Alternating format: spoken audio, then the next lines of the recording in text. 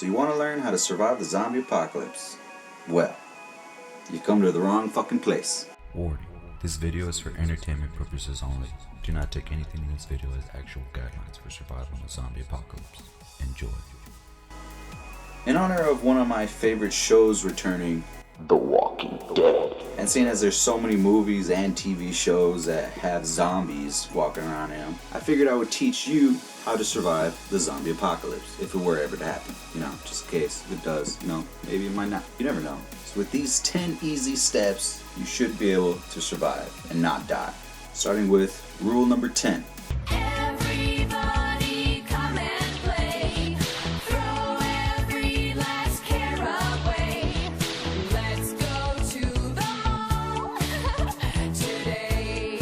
No, don't go to the fucking mall. I don't know whose idea was, who's the genius behind that brilliant piece of idea. Avoid malls, avoid stores, avoid going into populated areas as much as you can. Hey, zombie apocalypse has happened. Let's go into the city where there's 20,000 other fucking people that could or could not be infected. That's a genius plan. Where you need to go is secluded areas, out in the wilderness. Don't go all Bear Grylls and, you know, drink your own piss and stuff like that. Just go out in the countryside. You just chill. You just chill for a little bit. Less people, less zombies. It's not that hard of a fucking equation, people.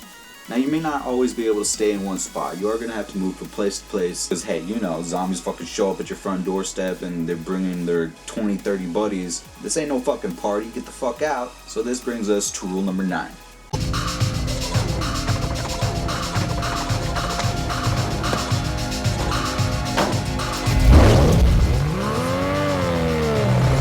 Get a car. Yeah, I'm not saying Fast and Furious, souped up Lamborghini. Get a car that you could drive and that is good for the situation. Either get a good car that is quick and sturdy, get a fucking truck. Don't go off and get a little Volkswagen Bug. As soon as you hit the first zombie, their fucking tires and the whole windshield is gonna bust and you're dead. Congratulations. Now, get a vehicle that you know how to drive. If you don't know how to drive stick, don't get a car that has to drive stick. Because if you get a stick, you're going to try to start the car, you're going to put the clutch in, not know what you're doing, car stalls, you're dead. Happy birthday. Happy birthday. Where the fuck did that come from? Now, these next few rules pertain to the people in your group. Stop crying. Jesus Christ. Shut up. We fucking hear you. Fuck that.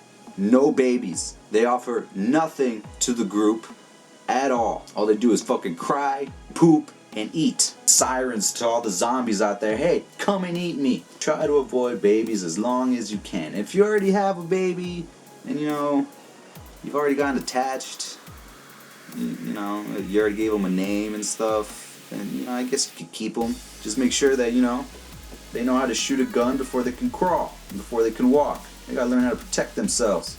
Which brings us to our next rule.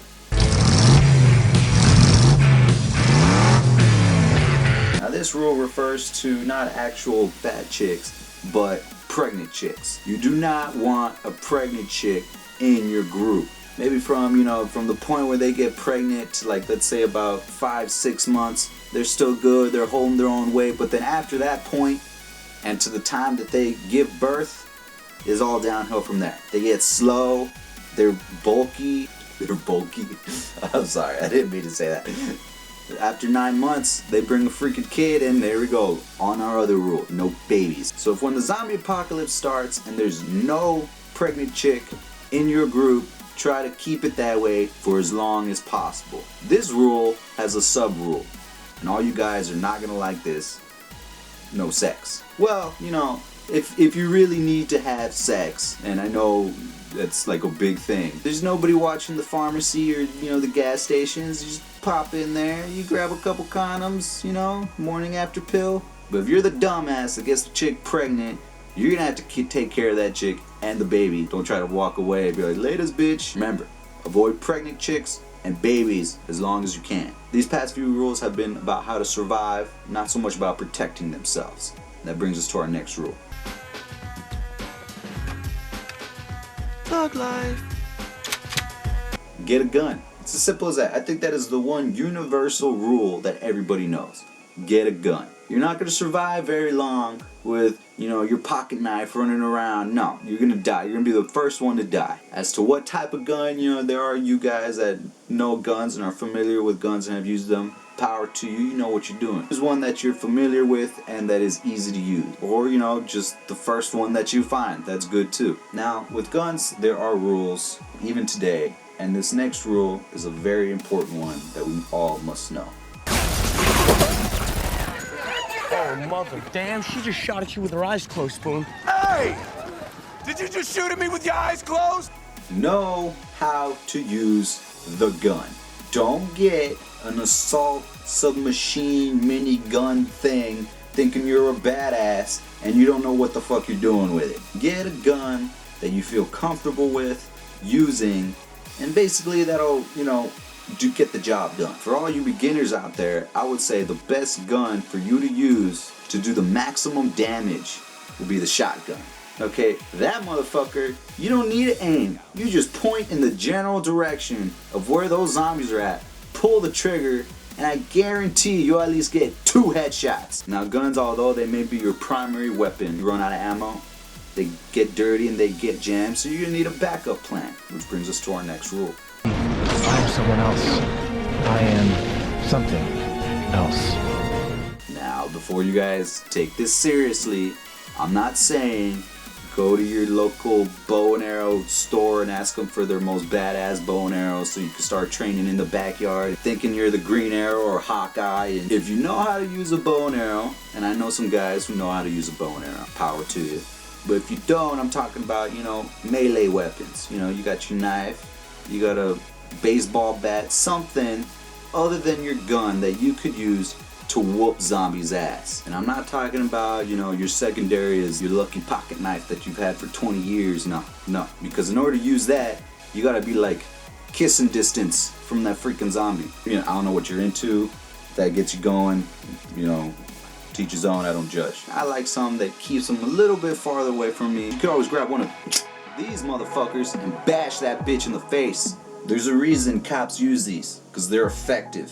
Now, you're not always going to be able to stand in front of the zombies and, go balls deep and kill all of them. There's going to be a point when you're up against like 100, 200 zombies. Unless you're fucking stupid or crazy or want to be the hero guy, you're going to have to get away. Which brings us to our next rule, which is very, very simple. Run, bitch! Run! As simple as that. It is as simple as that. If you can't fight anymore, you turn the other way. No one's gonna judge you. No one's gonna call you a bitch. I'll probably call you a bitch. That's just me. I call everybody a bitch. You turn around and you run as fast as you can in the other direction away from zombies. And that is a key point in this whole thing. Away from zombies. You guys have seen them in movies and TV shows. There's always that one dumbass that tries to be cool and he tries to bob and weave in between the zombies and try to get to the other side. Lo and behold, on the other side of those 5 zombies, there's 100 zombies. That bitch just got killed. Now, you may not always be running alone, so this brings us to our next rule. If you can't keep up, don't step up. You'll just die. Now, this doesn't pertain to you exactly. This pertains to the guy running next to you. Everybody knows that saying of, you don't have to be faster than your enemy. You just have to be faster than the guy running next to you. And it's very true. If you're running and the dude running next to you, he trips and he falls, that motherfucker's dead.